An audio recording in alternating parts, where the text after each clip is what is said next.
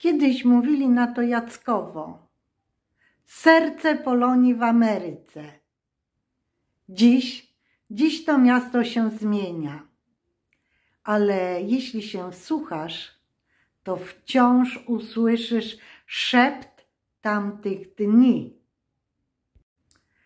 Szept rodziny aksamitów, moich przodków, którzy tu w tej dzielnicy Jackowo w Chicago stawiali swój pierwszy mur.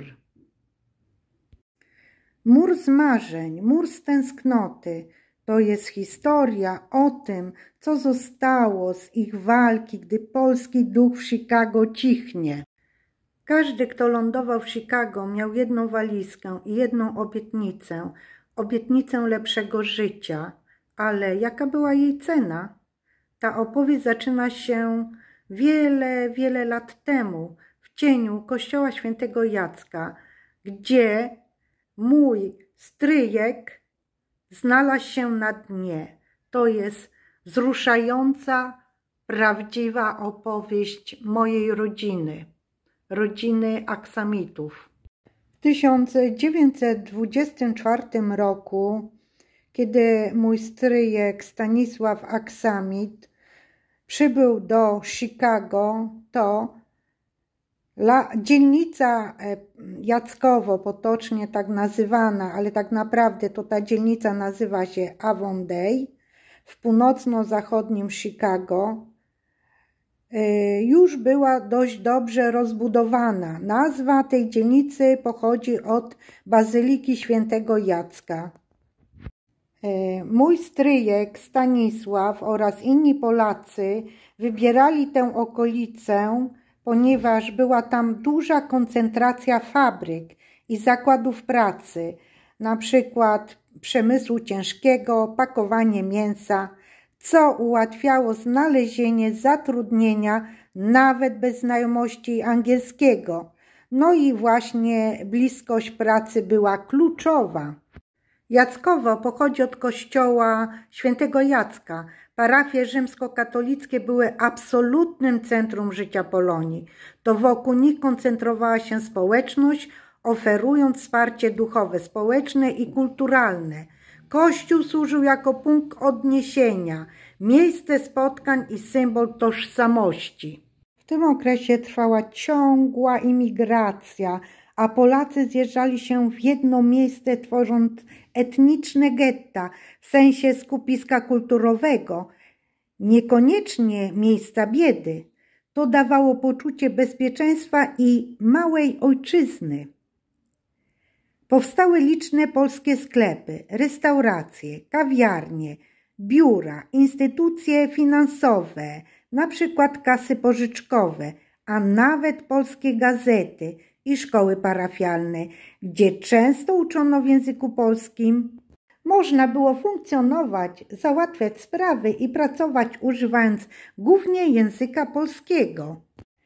Na jakie trudności napotkał się mój stryjek aksamit Stanisław oraz inni imigranci z Europy Wschodniej oraz z Polski? Otóż dzielnice imigrantów często były przeludnione, głośne i zanieczyszczone, zwłaszcza w pobliżu fabryk.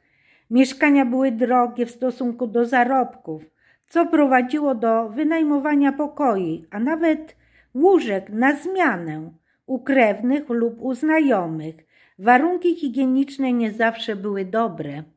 Stryjek pisał listy z Ameryki, opowiadając o swoich trudnościach, na jakie napotykał każdego dnia i jak musiał pracować, różnych prac się musiał chwytać, żeby przeżyć do następnego dnia. Oczywiście jak już ustatkował się trochę, poznał tam swoją żonę, Teofilię, która ona pochodziła z rodziny polskiej i urodziła się już w Ameryce. Ślub wzięli w 1934 roku. Stryjek Stanisław Aksamit, kiedy przybył do Ameryki, wcześniej był w Kanadzie, bo jego podróż trwała z Polski do Kanady, a z Kanady przybył do Chicago, to po prostu zaczął się uczyć angielskiego. Był młodym człowiekiem, miał tylko 20 lat, gdyż urodził się w 1904 roku, a w 1924 miał tylko 20 lat. Więc jak każdy młody człowiek chce zdobyć świat, chce polepszyć swój byt, no i chce poznać język amerykański. I bardzo dobrze, że uczył się języka angielskiego, gdyż to mu pomogło utorować drogę do lepszego życia. Ale to lepsze życie było usłane nie tylko różami, ale i kolcami. Tak jak większość imigrantów Chicago łapał się każdej pracy, aby przetrwać do następnego dnia, aby przeżyć do następnego dnia. Pracował w fabryce, pracował w sklepie, sprzątał, zamiatał ulice. Wszystko to, co było możliwe, żeby zarobić chociaż tego $1. W 1934 roku poznał swoją żonę, Teofilię. Teofilia już była urodzona w Ameryce, była córką imigrantów Polaków, bo największe fale imigrantów Polaków do Ameryki były pod koniec XIX wieku i właśnie i na początku XX wieku, więc stryjek Stanisław Aksamit nie był jedyną osobą z mojej rodziny, która wyemigrowała do Chicago. W Chicago jest też korzenie całej mojej rodziny ze strony mojego taty. No i oczywiście Stanisław Aksamit miał tam siostry i braci w Ameryce, gdyż pochodził z wielodzietnej rodziny. To też duży plus dla osoby, która emigruje do obcego kraju i ma wsparcie wśród rodzeństwa. Wspomagają się wzajemnie, wymieniają się doświadczeniami. To jest bardzo duży plus. Na jakie bariery napotykał mój stryjek na początku i inni imigranci, no to przede wszystkim bariera językowa. Jeżeli człowiek nie zna języka, to ciężko mu się dogadać i znaleźć lepszą pracę. W całej tej hierarchii społecznej w tamtych czasach Polacy i inni imigranci z Europy Wschodniej byli na najniższym szczeblu społecznym. Z jednej strony Jackowo jako dzielnica była schronieniem, z drugiej strony izolowała, utrudniając amerykanizację i awans społeczny, gdyż w tej dzielnicy, jak powiedziałam na początku, było wszystko po polsku i człowiek, nie znając języka polskiego, mógł wszystko załatwić, ale jak przeszedł do innej dzielnicy, czy wyjechał do innego stanu, to już napotykał na największe trudności, jakie może mieć imigrant w obcym kraju, w Ameryce. Inną rzeczą, na jaką napotykali Polacy i imigranci z Europy Wschodniej i Południowej, to to, że często spotykali się z dyskryminacją ze strony starszych Amerykanów anglosaskiego, niemieckiego lub irlandzkiego pochodzenia. Byli przestrzegani jako obcy, nisko kwalifikowani i zagrażający rynkowi pracy. W roku 1924 ten rok był taki przełomowy, przypadł na okres prohibicji, co sprzyjało wzrostowi przestępczości, w tym działalności gangów, na przykład jak Al Capone. Choć Jackowo nie było bezpośrednio epicentrum tych wydarzeń, imigrackie dzielnice mogły być narażone na trudności związane z nielegalnym handlem alkoholem i ogólnym chaosem społecznym.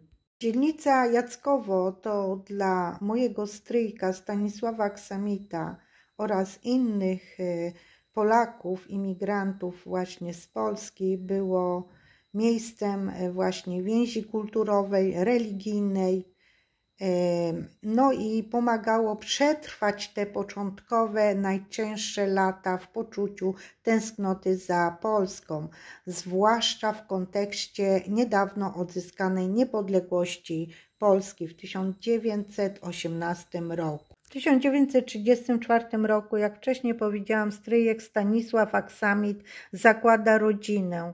Rodzą mu się 2 synów. Kształci tych synów, ale cały czas pracuje w różnych zawodach. Traci zdrowie. Nie jest w stanie kupić sobie mieszkania, więc wynajmuje w dzielnicy Jackowo w różnych miejscach, na różnych ulicach mieszkanie, aby płacić jak najmniej. Po wielu latach ciężkiej pracy traci zdrowie, nie jest w stanie utrzymać się w Chicago i decyduje się wyjechać z Chicago. Stryjek emigruje do miasta Bolingbrook, 11 mil od Chicago. Tak właśnie poinformował rodzinę naszą w Polsce. Napisał list i mówi: wyprowadzam się tam, ale też nie był w stanie kupić sobie mieszkania, więc wynajmował mieszkanie. Zdrowie tracił, więc nie był w stanie pracować fizycznie. Ale jako osoba, która była bardzo związana z kościołem w dzielnicy Jackowo, tak samo tam w Bolingbroku zaczął uczęszczać do kościoła amerykańskiego, ale jako Polak, chrześcijanin, więc mógł iść do jakiegokolwiek kościoła. Bardzo związał się z kościołem i zaczął pracować w kościele. Był kościelnym. Pomagał księdzu utrzymywać kościół w porządku, gdyż zdrowie jego nie pozwalało na inną pracę. Jednocześnie organizował zbiórkę rzeczy, różnych ubrań i zaczął wysyłać paczki do rodziny. No to były lata 60., lata 70. ubiegłego stulecia. W Polsce naprawdę było bardzo ciężko, już nie mówiąc w latach 70., że był wielki kryzys w Polsce, więc każda paczka z Ameryki od stryjka Stanisława Aksamita była wielkim zbawieniem dla rodziny. Moja rodzina ma korzenie w Luszowicach, w Smykowie. To jest okolice Dąbrowy Tarnowskiej. Właśnie bardzo dużo ludzi z tamtych rejonów, z Luszowic, ze Smykowa wyemigrowało do Chicago, do Ameryki i osiedliło się w Chicago. W Chicago osiedlili się właśnie, można powiedzieć, przodkowie mojego taty i przodkowie mojej mamy, właśnie Aksamitów, i przodkowie mojego taty Kiwiorów.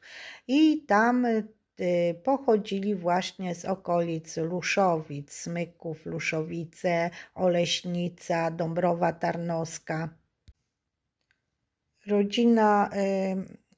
Moja rodzina, bardzo dużo ludzi wyemigrowało właśnie z miejscowości, z której pochodzi mój stryjek i moje korzenie, czyli z Dąbrowy Tarnowskiej, z Luszowic, Smykowa, Oleśnicy. I Polonia Polska w Chicago, których korzenie pochodzą właśnie z Luszowic, zebrała pieniądze i wyremontowała kościół w Luszowicach. Przepięknie wyremontowała. Kto będzie znajdował się w tamtych rejonach, niech zajdzie i zobaczy, jaki cudowny jest kościół. Moja historia związana z moim stryjem Stanisławem Aksamitem jest taka, że ja jak wyemigrowałam z Polski w 1989 roku, miałam kontakt z moim stryjem z Ameryki, z okolic Chicago i mój stryj zapraszał mnie do Ameryki. Ja poszłam do ambasady amerykańskiej tutaj w Rzymie i poprosiłam o wizę na wyjazd do Ameryki, aby odwiedzić mojego stryjka. To był rok 1991. Ja już tutaj byłam 2 lata, miałam dokumenty włoskie i miałam odłożone pieniądze. Niestety spotkałam się z odmową dostania wizy do Ameryki, a to dlatego, że ambasada amerykańska powiedziała, że jest za dużo Polaków w Ameryce i obawiają się, że ja zostanę w Ameryce.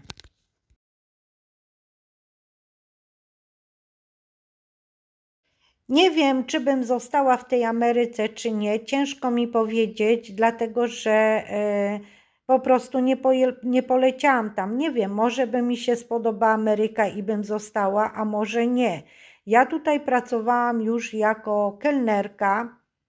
Dzisiaj w Ameryce jest moja kuzynka, kuzynostwo od drugiego stryjka Aksamita. Mam z nimi kontakt, mieszkają w pięknych domach, w pięknych dzielnicach Chicago, oczywiście na obrzeżach Chicago. Nikt nie mieszka w dzielnicy Jackowo.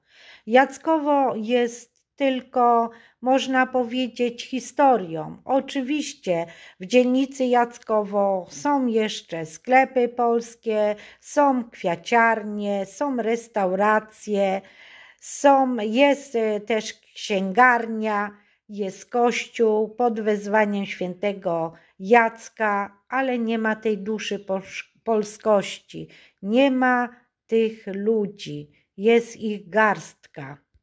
Jak już wpiszę sobie w wyszukiwarce w YouTubie dzielnica Jackowo, zobaczysz, jakie filmy nagrali ostatnio youtuberzy, którzy odwiedzili tą dzielnicę i na jakie tam napotkali ciekawostki. Niektórzy mogli zrobić wywiad z osobami, które tam mieszkają, ale to bardzo rzadko, a niektórzy tylko weszli, nagrali i wyszli z tej dzielnicy. Pusto jest na ulicach, nie ma ludzi, nikt nie chodzi, nie można powiedzieć, nie tętni ta dzielnica polskością. Są napisy, ale brak tego ducha. Polacy, którzy tam mieszkają, tak silna etnicznie grupa rozeszła się po całych okolicach Chicago. Tak, oczywiście jest bardzo dużo lekarzy, bardzo dużo jest inżynierów z korzeniami polskimi, bo ich przodkowie przybyli do Ameryki na początku XIX,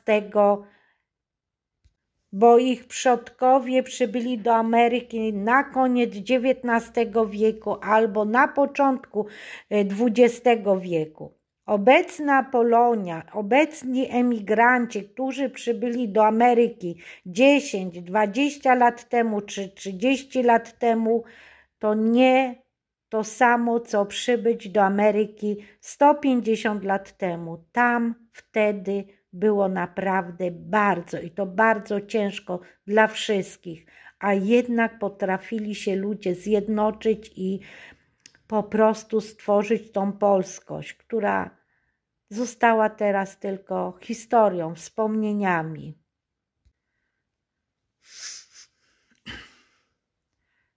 Dziękuję Tobie, że zostałeś do końca tego filmu. Jeśli historia ta podoba Ci się, napisz jakiś komentarz, napisz jakieś refleksje na temat tego filmu. Co o tym wszystkim sądzisz? Chciałabym poznać Twoją opinię. A jeżeli podoba Ci się mój kanał, to zapraszam do subskrybowania. Ja we Włoszech mieszkam 36 lat i też wiem, co to znaczy być emigrantem. Przybyłam tutaj do Włoch jako młoda dziewczyna, mająca 24 lata, a dzisiaj mam 60 lat. I coś na temat emigracji mogę powiedzieć, lecz moja emigracja do Włoch w 1989 roku była całkiem inna niż imigracja moich przodków do Chicago. A jak już jestem przy przodkach i przy rodzinie, to tutaj na tym kanale serdecznie pozdrawiam wszystkie moje kuzynki i kuzynów i całą rodzinę, moją rodzinę aksamitów i rodzinę kiwiorów w Chicago. Dziękuję bardzo, że mnie oglądacie. Zasyłam Wam przede wszystkim duże buziaczki, dużo słońca z słonecznej Italii i życzę wszystkiego najlepszego mojej rodzinie i Tobie, który dobrnęłeś do końca tego filmu. Ciao, ciao, ciao!